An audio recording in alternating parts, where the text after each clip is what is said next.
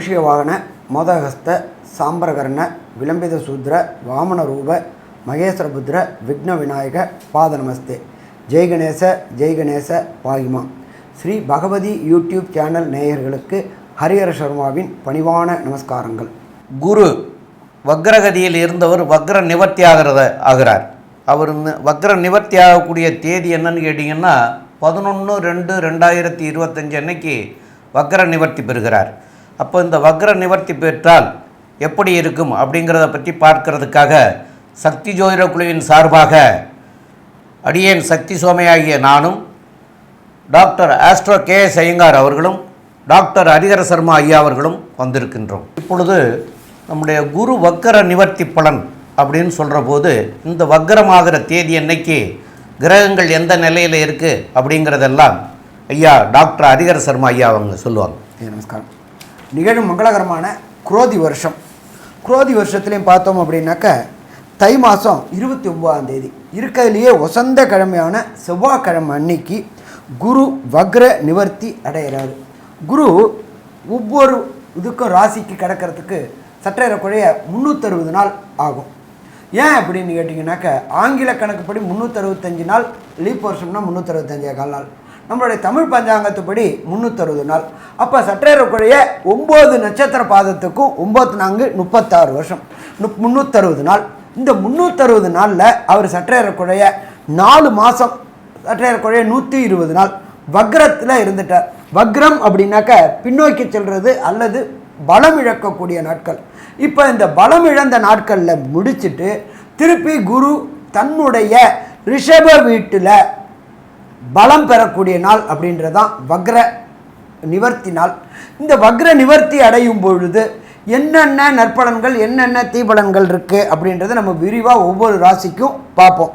இதை தவிர பார்த்தோம்னாக்க இந்த வக்ரா ஆகி நிவர்த்தி அடைகிற நாளில் என்னென்ன கிரகங்கள் என்னென்ன நிலையில் இருக்கிறாங்க அப்படின்னு பார்ப்போம். காலபுருஷ தத்துவத்தின்படி 2வது இடமான ரிஷபத்தில் குரு பகவான் இருக்கார். அங்கேயே அவர் வக்ர நிவர்த்தி அடைகிறாரு. வக்ர நிவர்த்தி அடைகிறது என்ன இதில் அடைகிறாரு அப்படின்னாக்க ரோகிணி நட்சத்திரத்துக்கு வராரு. அங்கேயே 90 நாள், அதாவது 90 நாள் இருக்க போகிறாரு.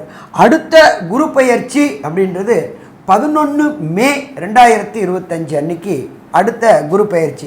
அப்போ இதில் பார்த்தோம் அப்படின்னாக்க இந்த 360 நாளில் வக்ரகதி 120 நாள், வக்ரம் இல்லாமல் ஒரு 90 நாள், 210 நாள், பாக்கி அதில் ஒரு 150 நாள்.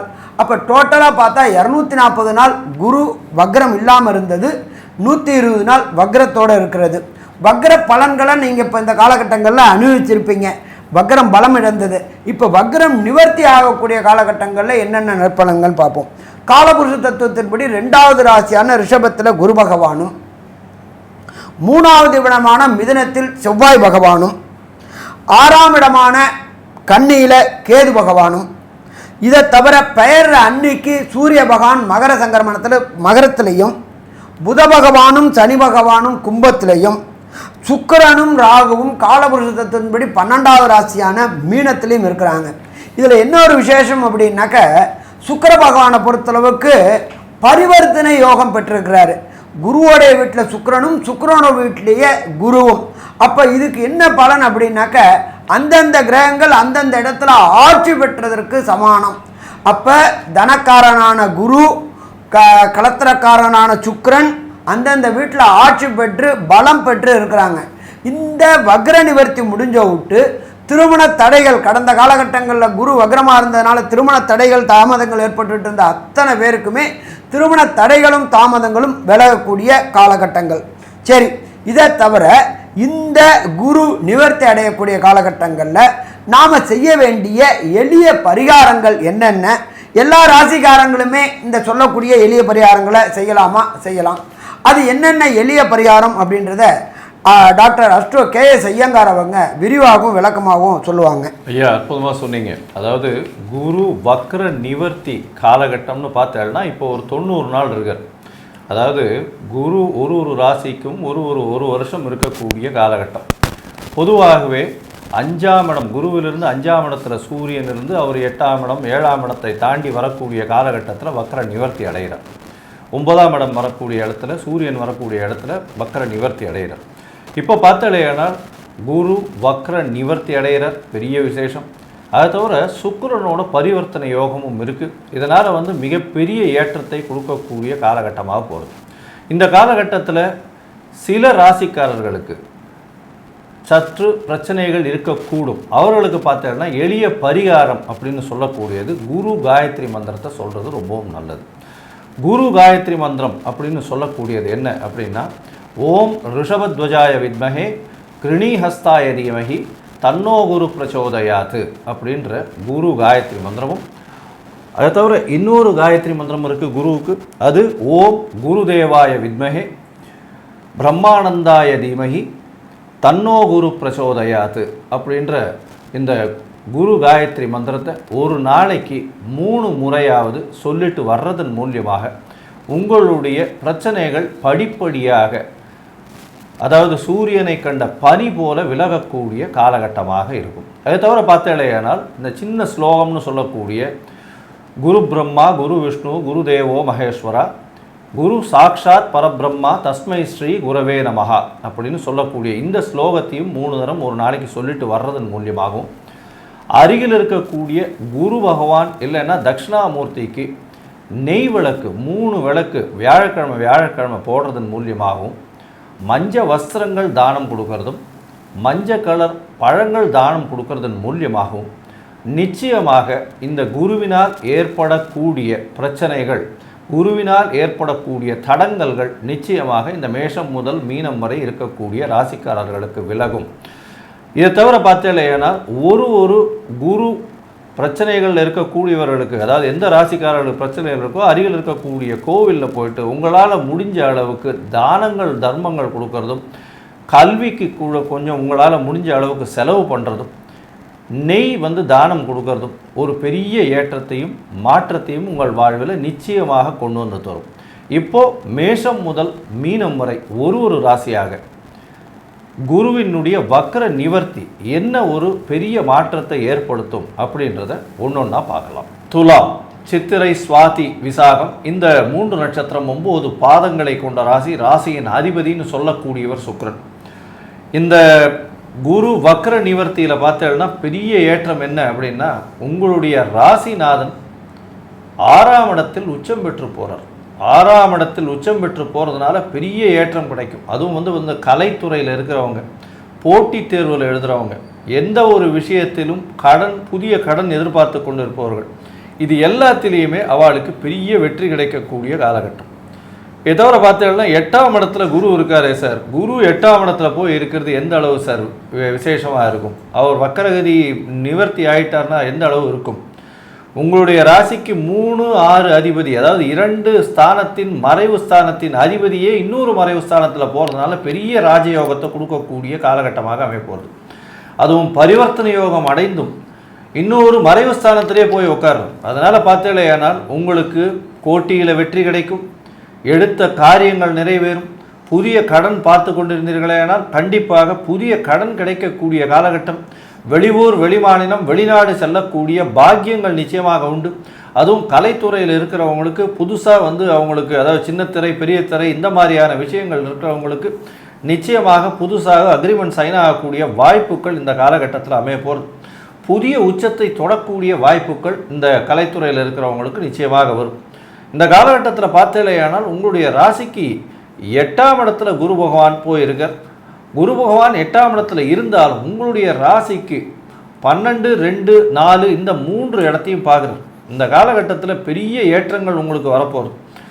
வெளிநாடு வெளியூர் போகக்கூடிய பாக்கியம் வரும். வேலை நிமித்தமாக வெளிநாடு போகக்கூடிய பாக்கியம், அதன் மூலியமாக அதீதமான பண வரவுகளும் வரக்கூடிய வாய்ப்புகள் நிச்சயமாக இருக்குது.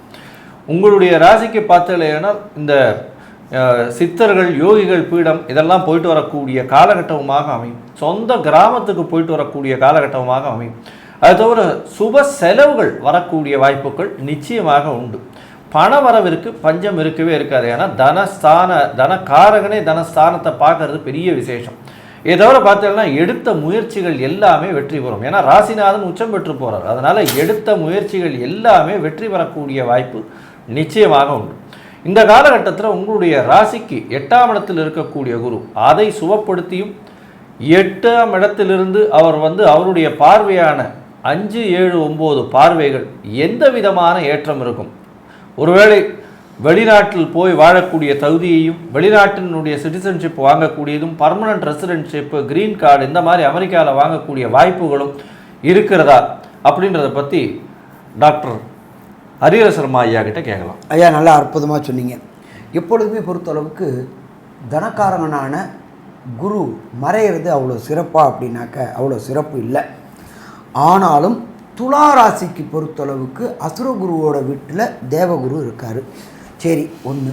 அடுத்தது அவரும் பார்த்தோம்னாக்க பரிவர்த்தனை யோகம் பெற்றிருக்கிறாரு. அப்போ இந்த பரிவர்த்தனை யோகம் பெற்றிருக்கிறதுனால 8ல் குரு இருந்தாலும் 6ல் சுக்கிரன் இருந்தாலும் 3, 6க்குடைய மறைவு ஸ்தானாதிபதி இன்னொரு மறைவு ஸ்தானத்தில் இருக்கிறதும் மிக மிக சிறப்பா அப்படின்னா மிக மிக சிறப்பு. இந்த பொறுத்தளவுக்கு ராசிக்கு 3ஆம் இடம் அப்படின்றத பொறுத்தளவுக்கு முயற்சி ஸ்தானம். நீங்கள் செய்கிற அத்தனை முயற்சிகளும் ஜெயமாகக்கூடிய வாய்ப்புகள் உண்டு. அதை பொறுத்தளவுக்கு 6ஆம் இடம் அப்படின்றத பொறுத்தளவுக்கு தைரியஸ்தானம், வீரியஸ்தானம், விஜயஸ்தானம். அதை பொறுத்தளவுக்கு ரணரோக சத்ருஸ்தானம் அப்படின்னு பேர். அப்போ இந்த ரணரோகங்கள் அத்தனையும் துளாராசிக்காரங்களுக்கு இருந்தவங்களுக்கு இந்த குரு வக்ர நிவர்த்தி மூலியமாக விலகக்கூடிய வாய்ப்புகள் உண்டு. 8ஆம் இடத்துல கடந்த காலகட்டங்களில் வக்ரத்தில் இருந்த குருவானவர் வக்ர நிவர்த்தி அடைகிறார். அப்போ வக்ர நிவர்த்தி அடைகிறார். 3, 6 கூடையவர் 8ல் போகும்பொழுது படிப்பு சம்பந்தமாக உத்தியோகம் தொடர்புடையாக மறைந்து வாழக்கூடிய வாழ்க்கை. மறைந்து வாழ்க்கைன்னா திருடிட்டு மறைந்து வாழ்க்கை கிடையாது. வேலை கிடைக்கிறதுனால பெற்றோர்களை விட்டு பிரிந்து, உற்றார் உறவினை விட்டு பிரிந்து, மனைவி குழந்தைகளை விட்டு பிரிந்து உத்தியோக நிமித்தமாக பண நிமித்தமாக போகக்கூடியது நம்ம மறைந்து வாழக்கூடிய வாழ்க்கை. அப்படியேற்பட்ட வாழ்க்கை இந்த துளாராசியை சேர்ந்தவர்களுக்கு இந்த வக்ர நிவர்த்தியின் மூலியமாக வரக்கூடிய 90 நாட்களும் அமோகமாக இருக்குமோ அமோகமாக இருக்கும். ராசிநாதனான சுக்கிரன் 6ஆம் இடத்துல உச்சம் பெறார். பரிவர்த்தனை யோகமும் பெற்றிருக்கிறார். இந்த சுக்கிரன் அப்படின்ற பொறுத்தளவுக்கு இந்த சாஃப்ட்வேரில் ஹார்ட்வேரில் ப்ரோக்ராமராக இருக்காங்க பார்த்தீங்களா, அதி புத்திசாலிகளாக ப்ரோக்ராம் அமைக்கக்கூடியவராக இருப்பாங்க, ஆப்ஸ் கண்டுபிடிக்கக்கூடியவங்களாக இருப்பாங்க, ஸ்டார்ட் அப் கம்பெனி என்று சொல்லக்கூடியவங்களாக இருப்பாங்க. இவங்க எல்லாருக்குமே இந்த வக்ர நிவர்த்தி மூலியமாக வெற்றி வெற்றி வெற்றி கிடைக்கக்கூடிய வாய்ப்புகள் உண்டு. அதே போல் நீண்ட நாட்களாக திருமணம் தடையும் தாமதமுமான துளாராசி என்பவர்களுக்கு கடந்த காலகட்டங்களில் அர்த்தாசிரம சனி நடந்துகிட்டு இருந்துச்சு. அது வாட்டி படைச்சிக்கிட்டு இருந்துச்சு. 1/1/2024 வரலாம் அர்த்தாசிரம சனி இருந்துச்சு. சனியை விட்டு இப்போ விலகி ஆயாச்சு. அப்போ இனி தொட்டதெல்லாம் தொடங்கக்கூடியது, வச்சதெல்லாம் விடிவு கிடைக்கக்கூடிய காலகட்டமாக இருக்குது. அப்போ குருவுடைய பார்வை அப்படின்ற பொறுத்தளவுக்கு சதசப்தம பார்வை அப்படின்றது 2ஆம் இடத்தை படுது. 2ஆம் இடத்தை படும்போது அந்த 2ஆம் இடத்துக்கு உண்டானவர் செவ்வாய். செவ்வாயை பொறுத்தளவுக்கு நம்ம என்ன சொல்லுவோம் அப்படின்னு சொன்னாக்க, நிலத்துக்கு அதிபதி, வாக்குக்கு அதிபதி, தனத்துக்கு அதிபதி. அப்போ தனம் கூடக்கூடிய வாய்ப்புகள் உண்டு. அதன் மூலியமாக வண்டி, வாகனம், வீடு வாங்கக்கூடிய வாய்ப்புகள் உண்டு. நீண்ட நாட்களாக ஒன்று கொடுத்தனத்தில் கஷ்டப்பட்டுட்டு இருந்தவங்க அத்தனை துளாராசிக்காரங்களுக்கும் சொந்த வீடு அமையக்கூடிய வாய்ப்புகள் உண்டு. நீண்ட நாட்களாக சொன்ன வாக்கை காப்பாற்ற முடியல, கடனில் மூழ்கிட்டு இருந்த அத்தனை பேருக்கும் தனக்காரகன் வக்ர நிவர்த்தி அடைஞ்சி அந்த தனஸ்தானத்தை பார்க்கறதுனால மறைமுகமான வருமானம். அது என்ன சாமி மறைமுகமான வருமானம்? லாட்ரி, ரேஸு, ஸ்பெக்குலேஷன்ஸு, அதே போல் அந்நிய நாட்டிலேருந்து வரக்கூடிய டாலர், திர்ஹாம், இது எல்லாமே வரக்கூடிய வாய்ப்புகள் இந்த வக்ர நிவர்த்தி மூலயமா 90 நாளும் கொட்ட போகுது. அப்போ மொத்தத்தில் பார்த்தோம் அப்படின்னாக்க துளாராசி என்பவர்களுக்கு வக்ர நிவர்த்தி மூலியமாக யோகமான காலகட்டம்னு சொல்லலாமா? யோகமான காலகட்டம்னு சொல்லலாம். சரி, ஒரு சில துளாராசி என்பவர்களுக்கு பொறுத்தளவுக்கு தசாநாதனோ, புத்திநாதனோ, அந்தரநாதனோ, சூட்சுமநாதனோ சரியில்லாமல் இருந்தால் கிடைக்க வேண்டிய பலன்கள் இந்த 90 நாளும் கிடைக்காம போகும். ஆனால் நம்ம அதை அப்படியே விட முடியுமா? முடியாது. எல்லாமேக்குமே ஒன்றுக்கும் ஒரு பரிகாரம் உண்டு. நம்ம ஜுரம் அப்படின்னு போனோம்னாக்க டாக்டர்கிட்ட போகிறதுக்கு ஜுரத்துக்கு உண்டான மாத்திரையை கொடுப்பார். அதன் மூலியமாக ஜுரம் குறையும். அதற்கு பிறகு அந்த ஒரு வாரத்தில் பலன் கிடைக்கும். அதே மாதிரி எந்த கடவுளை சரணாகதி அடைஞ்சால் நம்ம அந்த தசாநாதன், புத்திநாதன், அந்தரநாதன், சூட்சுமநாதனால் கிடைக்கக்கூடிய பலன்களின் தடைகளை தகர்க்க முடியும். எந்த கோயிலில் எந்த தெய்வத்தை வணங்கணும், என்னென்ன பொருட்களை தானம் பண்ணணும். அப்போ தானத்தின் மூலியமாக கிடைக்கக்கூடிய கெடுபலன்களுடைய தன்மையை குறைச்சி அதை நற்பலன்களாக மாற்ற முடியும் அப்படின்றத நம்ம ஐயா டாக்டர் சக்தி சோமையா அவங்க விரிவாகவும் விளக்கமாகவும் சொல்லுவாங்க. ரொம்ப அற்புதமாக தெளிவாக விவரமாக சொன்னீங்க ஐயா.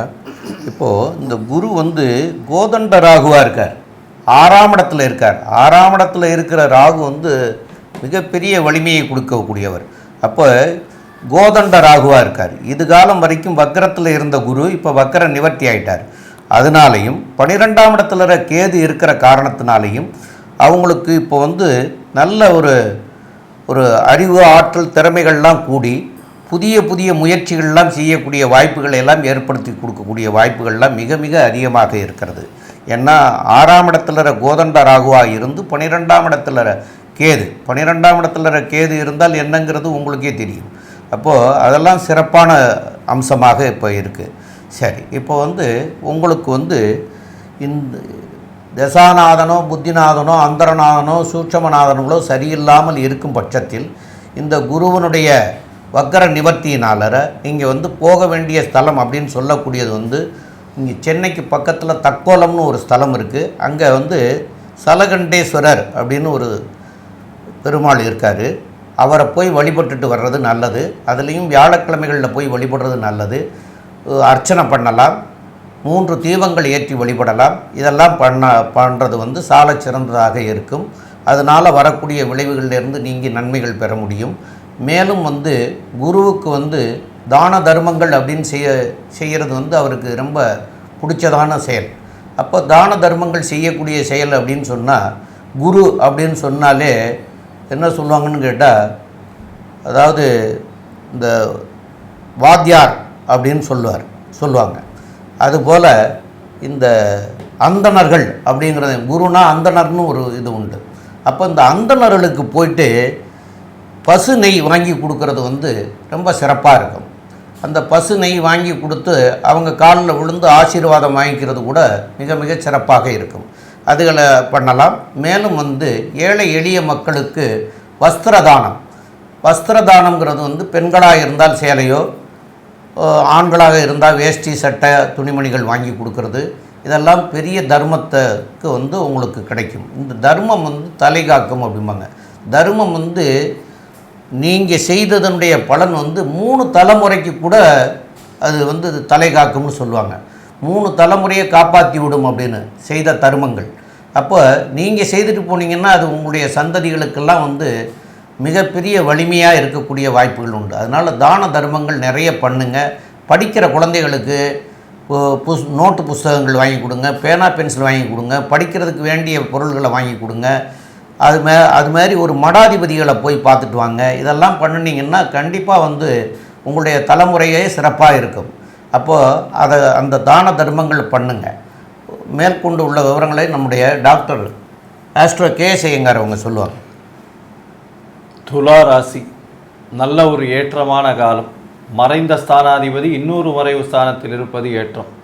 வெளிநாடு வெளியூர் போகக்கூடிய பாக்கியம், போட்டிகளில் வெற்றி, எடுத்த காரியங்களில் ஜெயம், முயற்சிகள் அனைத்தும் வெற்றி, புதிய வீடு மனை வாங்கக்கூடிய பாக்கியம், புதிதாக கடன் வாங்கக்கூடிய ஏற்றம் இருக்கக்கூடிய காலகட்டம், வெளிநாடு போகக்கூடிய வாய்ப்பு, வெளிநாட்டில் பிஆர் அதாவது பர்மனன்ட் ரெசிடென்ஷிப்பு, வெளிநாட்டில் கிரீன் கார்டு வாங்கக்கூடிய ஏற்றம் கிடைக்கக்கூடிய காலகட்டம், திடீர் பணவரவு, தொழிலில் அபிவிருத்தி இருக்கக்கூடிய காலகட்டம், புதிய வேலை அமையக்கூடிய காலகட்டம், வேலையின் மூலியமாக ப்ரமோஷன் கிடைக்கக்கூடிய காலகட்டம், அதன் மூலியமாக பொருள் வரவு அதிகமாக இருக்கும், சுப செலவுகள் இருக்கக்கூடிய காலகட்டம், வீட்டை விட்டு பிரிந்து செல்லக்கூடிய வாய்ப்புகள் மிகவும் அதிகம். இந்த காலகட்டத்தில் இந்த துலா ராசிக்காரர்களுக்கு எல்லா விதமான ஏற்றங்களும் கிடைக்கக்கூடிய காலகட்டமாக இந்த குரு வக்ர நிவர்த்தி அமையிறது. 90 விழுக்காடு மிகப்பெரிய ஏற்றங்கள் கிடைக்கக்கூடிய காலகட்டமாக இந்த குரு வக்ர நிவர்த்தி அமையும் அப்படின்னு இந்த சக்தி ஜோதிட குழு சொல்லுது. நன்றி, நமஸ்காரம். ஸ்ரீ பகவதி யூடியூப் சேனல் பார்த்த அன்பர்களுக்கு நன்றி. இதே போன்று ஆன்மீக தொடர்புடைய, ஜோதிட தொடர்புடைய தகவல்களை தொடர்ந்து நீங்கள் பெற ஸ்ரீ பகவதி யூடியூப் சேனலை சப்ஸ்கிரைப் செய்யுங்கள் மற்றும் அருகில் உள்ள பெல் ஐகானை அதை அழுத்தினீர்கள் என்றால் தொடர்ந்து என்னுடைய சேனலை பார்க்க முடியும். நன்றி, நமஸ்காரம்.